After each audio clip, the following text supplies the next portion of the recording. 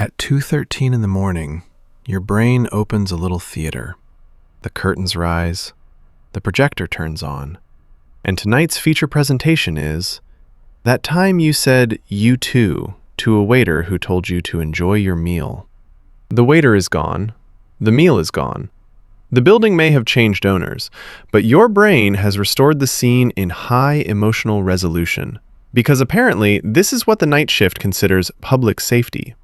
The obvious explanation is that you are broken, or vain, or uniquely powered by cringe. But that is probably not the real story. Your brain is replaying embarrassment because a social repair system, a memory highlighter, and a tiny internal detective are all trying to do their jobs at the same time. Badly. First, embarrassment is not just private discomfort. It is usually about the public version of you, not the deep moral self. The outside-facing version, the one that has to enter rooms, talk to people, and somehow not wave back at a stranger who was waving to someone behind you. Psychologists have treated embarrassment as a distinct social emotion. It tends to appear when your public image glitches in front of other people, or when you think it did. That is why embarrassment often comes with repair signals: looking away, nervous smiling, shrinking, laughing too much, basically saying, "I noticed the norm violation. Please do not remove me from the group over the yogurt incident." The moment can be tiny, but the brain tags it as socially relevant. It does not write minor waiter interaction. It writes possible public self-breach. Review later. And unfortunately, later sometimes means the exact moment you are trying to sleep. To a modern brain, embarrassment looks ridiculous because the stakes are usually low. You said a strange sentence. Someone saw you trip. You gave a confident answer that was aggressively wrong. Nobody built a monument to it. But humans did not evolve as isolated little productivity units. For most of our history, other people were food sharing, protection, childcare, information, reputation, and survival.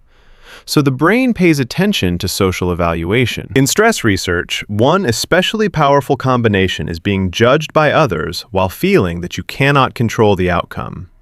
A major meta-analysis looked across 208 laboratory studies of acute psychological stressors and found that social evaluative threat and uncontrollability were especially important for cortisol responses. That does not mean every awkward moment causes a huge stress response. It means the system is built to care when the social self might be judged. Your ancient alarm does not always understand scale. It can look at silent coworkers and disappointed hunter-gatherers and say, "Both seem bad, start sweating." The village is now a group chat. The alarm has not fully updated the software. Next comes memory. Your brain does not save every moment equally. If it did, you would remember every sock, every spoon, and the exact pattern of every ceiling tile you have ever ignored. Instead, emotional arousal acts like a priority marker. Research on emotional memory shows that the amygdala and related stress systems can help strengthen the consolidation of emotionally arousing experiences. In plain language, when the brain thinks something matters, it is more likely to save it. That is useful if the thing is a cliff edge, a snake, a betrayal, or the exact berry that made everyone violently regret lunch. It is less elegant when the thing is you saying, "Thanks, you too," to a person who was not going anywhere. But the memory system is not asking, was this objectively important to civilization? It is asking, was there emotion? Was there social risk? Should this be easy to find later? So it stamps the file. Save this. And once a file is easy to find, your brain can keep finding it very generously. This is where replay becomes post-event processing. After a social moment, the brain may review what happened. What did I say? How did they react? Was that silence normal silence or courtroom silence? Should I repair something? Should I never speak again just to be safe? In small doses, review can be useful. You notice that a joke hurt someone. You apologize. You learn not to tell that story in a meeting. The case closes. But embarrassment often contains an unsolved problem. You do not actually know what the other person thought. So the detective has no final evidence. It keeps walking around the scene with a flashlight, pointing at the same chair, asking, "But what did the eyebrow mean?" One experience sampling study followed people for 7 days with smartphone surveys after social interactions. After embarrassing social interactions, post-event processing was reported at a high relative frequency across groups, in the range of 86 to 96% in that study. That does not mean everyone is trapped in a clinical loop. It means the tendency to review embarrassment is not strange by itself. The strange part is when the review has no exit. Then it becomes rumination, repetitive distress-focused thinking, circling causes and consequences without producing a useful next step. Your brain promised a lesson. It delivered a committee meeting. And here is the cruel upgrade. The replay feels like a recording, but memory is not a recording. Human memory is constructive. It rebuilds the past from stored pieces, current feelings, expectations, and attention. So when you replay an embarrassing moment, your brain may not be showing the event exactly as it happened. It may be showing the director's cut. The awkward syllable is louder. Your face is redder. Everyone else's reaction is zoomed in, even if, in reality, they were mostly thinking about lunch. This is where negativity bias joins the meeting. Across many parts of psychology, bad information often weighs more than good information. That makes sense for survival. Missing a compliment is usually fine. Missing a warning can be expensive. But the same bias can make one awkward detail feel more meaningful than 10 normal ones. You can have a whole conversation where 9 things went fine. Then your brain circles one strange pause, puts a red arrow on it, and whispers, "This is the real you."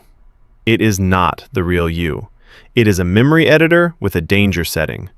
Useful sometimes, terrible at bedtime. So why does the same embarrassment keep coming back? Because the system has all the ingredients for a loop. The event threatened your public self. The body treated social judgment as important. Emotion made the memory easy to retrieve. Post-event processing searched for a lesson. Constructive memory rebuilt the scene with a red marker over the worst part.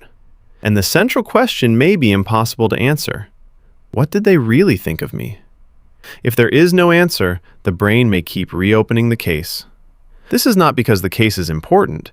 It is because the case is unresolved. The brain likes closure. Embarrassment often provides vibes. That is a terrible legal system. The point is not that embarrassment is useless. A little embarrassment can help you repair a social mistake. It can make you more careful, more considerate, less likely to give a wedding toast that begins with "statistically speaking." The problem is when a repair system gets stuck reviewing a moment that no longer needs repair. For ordinary cringe replay, the exit is not to prove that the moment never happened. It happened. Congratulations, you were human in public. The better question is, did this replay produce one useful action? Is there an apology to make? A lesson to keep?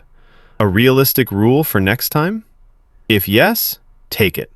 If no, the audit is just printing duplicate paperwork. And if the replay loop is frequent, distressing, or making you avoid life, that is not a personality flaw. That is a good reason to get support. So the next time your brain wakes you up with a restored version of a tiny social disaster, remember, your brain is not broken. It is running a very old group safety machine in a world of waiters, meetings, group chats, and unreadable facial expressions. It is trying to protect your place in the village. It just happens to be doing paperwork at 2:13 in the morning. Stay oddly human.